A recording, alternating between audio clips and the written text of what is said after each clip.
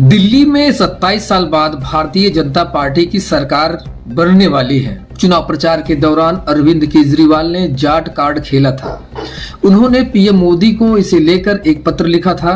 हालांकि उनकी कोशिश नाकाम रही और सभी 10 सीटें भाजपा के खाते में आई है।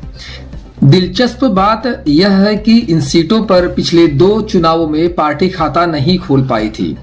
पार्टी पदाधिकारियों ने भाजपा को मिले जाटों के समर्थन के लिए कई कारकों को जिम्मेदार ठहराया, जिसमें ग्रामीण समस्याओं के समाधान पर पार्टी का ध्यान और कई जाट पदाधिकारियों को टिकट देना शामिल है।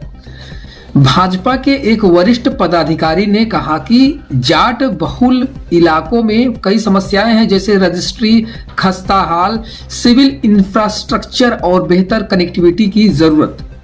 भाजपा सूत्रों ने कहा, डीडीए के जरिए और उपराज्यपाल के सहयोग से कुछ काम हुआ। जाटों को एहसास हुआ कि केंद्र सरकार की सहायता उनके विकास में महत्वपूर्ण भूमिका निभा सकती है, जो अब तक नहीं हो रहा था। चुनाव से कुछ दिन पहले दिल्ली के सभी 360 गांवों के प्रतिनिधियों ने भाजपा को अपना समर्थन देने की घोषणा की। उन्होंने यह फैसला दिल्ली सरकार के प्रति असंतोष की वजह से लिया, जो ग्रामीण समुदायों को प्रभावित करने वाले मुद्दों को हल नहीं कर पाई।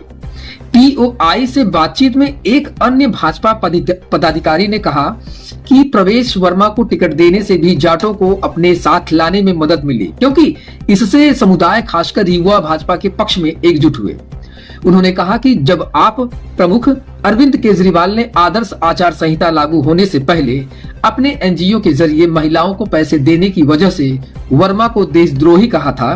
भाजपा पदाधिकारी ने कहा, जब केजरीवाल ने प्रेस कॉन्फ्रेंस में प्रवेश वर्मा को निशाना बनाते हुए व्यक्तिगत बयान दिए तो उन्होंने इसे जाट मुद्दा भी बना दिया। इसके अलावा जब वर्मा को केजरीवाल के खिलाफ नई दिल्ली सीट से उतारा गया तो यह मुकाबला व्यक्तित्वों की लड़ाई बन गया, जिसकी वजह से भाजपा को जाटों का मजबूत समर्थन मिला। भाजपा ने बाहरी दिल्ली की सीटों पर भी जीत हासिल की, जो कभी प्रवेश के पिता और पूर्व मुख्यमंत्री साहिब सिंह वर्मा का गढ़ हुआ करती थी। एक अन्य पदाधिकारी ने कहा कि वरिष्ठ जाट पदाधिकारियों के चुनाव लड़ने से विभिन्न तरीकों से पार्टी को मदद मिली। जब केजरीवाल ने जाट आरक्षण का मुद्दा उठाया तो इन पदाधिकारियों ने तुरंत जवाब दिया कि अगर आप इसे लेकर गंभीर थे तो उसे पहले विधानसभा में प्रस्ताव लाना चाहिए था।